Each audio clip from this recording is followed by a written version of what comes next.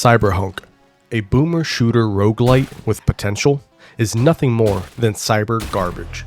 Released on September 24th, 2022, Cyberhunk sits at a 78% rating on Steam.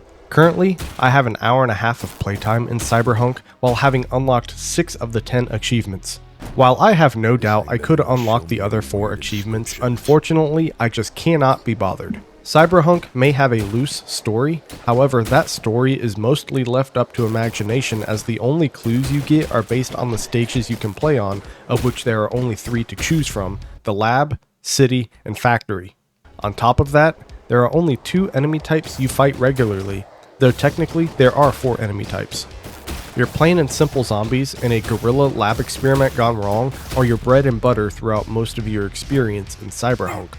The other 2 enemies are flying robots that come out in groups of 2 or 3, and a giant orb from which the robots spawn from. The gorillas act as a type of mini-boss that spawns every few levels, while the flying robots and the giant orb are only accessible by interacting with a magic portal that spawns after the player successfully completes a certain amount of stages. The main mechanics of the game are that you kill enemies to collect money, then using the money to open doors, purchase weapons, and purchase upgrades. It is a tried and true method that, while it isn't special, it is a safe set of mechanics to bet on. You have a variety of weapons, everything from a handgun to laser beams to your melee ability, which is an axe. My only real complaint about the mechanics is that you do not have a weapon with unlimited ammo. Some games offer starter weapons, such as the handgun, to have unlimited ammo while the stronger weapons can be depleted. Unfortunately, the only weapon that does not run out of ammo is the axe, but to use that means getting up close and personal with the enemies, as it is not a ranged weapon. Perhaps the developer could put an upgrade or a power-up in the game that allows for the axe to be tossed, but currently that is not an option. An upgrade system for all of the other weapons would be nice as well, such as offering extra attack speed, extra ammo, extra damage, etc. But again, that is currently not an option.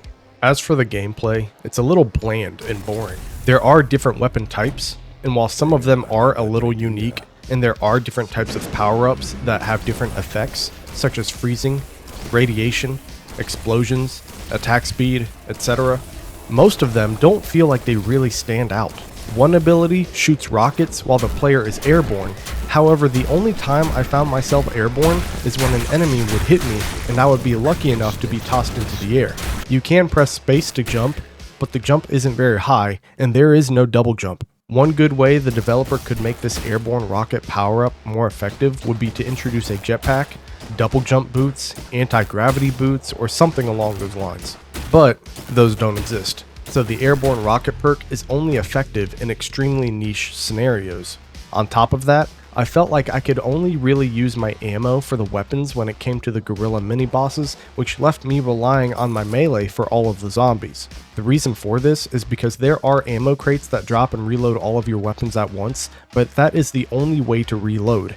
There aren't little ammo drops, there are no vendors to reload at, it's just one big crate that is RNG. That said though, healing is similar. There are no health drops, no orbs, no medkits, nothing like that. There are only 2 ways to heal. Your first option is to complete the wave, which automatically heals you for your entire health bar. The second option is a power-up that you can acquire that heals you after successfully hitting an enemy with a melee ability. At one point, I had purchased every weapon, unlocked every door, and had nothing else to spend money on besides the power-ups, and at that point I had collected so many healing melee abilities that I was face tanking all of the zombies. The only way I lost and died was that I got hit and it flung me outside of the map, then I got a pop-up window saying that the game crashed. That should have been an achievement. To add to it, there were multiple times when enemies would get stuck in their spawn location and I would be forced to go hunt them down. While this is not a big issue, it is an issue nonetheless. When it comes to graphics, again, this game is nothing special. It is a boomer shooter that looks the part as well. Some people may think the game looks ugly, and perhaps understandably so, but that is par for the course with something referred to as a boomer shooter. The game takes heavy inspiration from games like Doom and even Duke Nukem, as there are some voice lines that parody the dialogue in games such as Duke Nukem. The two biggest and most glaring issues with the game are the lack of developer support and updates, as well as the price tag. Cyberhunk released on September 24th, 2022, and the only update the developer offered was a post stating that the game has been officially released. There could have been some updates, patches, or bug fixes that flew under the radar, but even then, there is nothing indicating that the developer did even that. I chose to do a little bit of research to figure out more about the developer, Birch Tree Games, and try to figure out why they seemingly abandoned this project that had so much potential. They have a Twitter or X account, however I do not, so I am unable to see what activity is on there. They do have a YouTube channel, but they only have a single video uploaded on April 14th, 2022, more than 5 months prior to the release of the game. That's all I could really find out about the developer. Even clicking on the developer and publisher links on Steam does not bring up anything. Was this a solo developer who decided to quit making games? Was it a company that fell through? Just like discovering how many licks it takes to get to the center of a Tootsie Pop, the world may never know. Second, the price tag. This game is sitting at a steep $5 US. While $5 isn't bad, that is a pretty big penny to spend on a game that feels like a glorified demo. I have less than 2 hours into the game. For all intents and purposes, this game only has 2 enemy types. The weapons and power-ups are pretty bland for the most part. There are only 10 achievements, and I acquired more than half of them in under 2 hours. Not only that, but the developer has seemingly abandoned the project as well. I could spend an extra 20 cents and buy myself a Big Mac, and I would be more satisfied with the purchase than I am with this. I do like to give credit where credit is due, however. With all of that said, this game does have multiplayer. Unfortunately, no one wanted to try this game out with me, and in hindsight, that is probably for the best. They did not have to expose themselves to this disappointing masterpiece. May this game have been more fun with friends?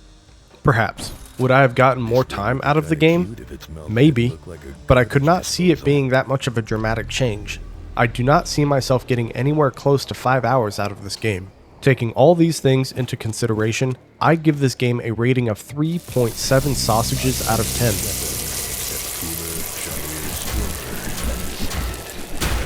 While games don't need a story, you can tell that the developers may have had an equivalent of a brain fart of a story that they sorta just scribbled down on a post-it note, then threw into a shredder. Not every game needs a story, but if a developer even remotely implies that there is one, I do expect it to be fleshed out to some degree, and instead I can only assume they shrugged their shoulders and just walked away.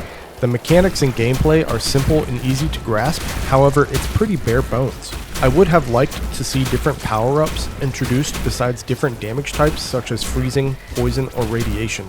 You can tell the developers thought about it with the rockets while airborne power-up, but it is almost as if they just gave up halfway through, wrapped up loose ends, tied a pretty bow on top, and pushed it out the door. Same with an upgrade system. You can hunkify your weapons, but that's it. No other way to upgrade. The graphics aren't bad, but they aren't special either.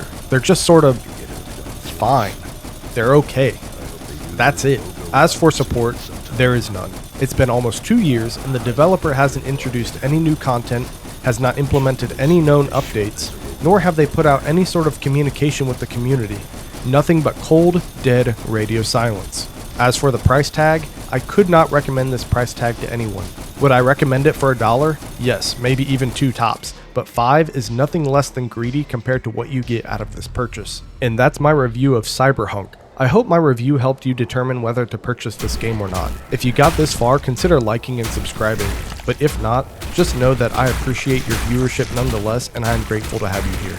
I also stream on Twitch occasionally, so consider following me on that platform as well. Anyway, I think I'm going to cut my review here. Mahoney out.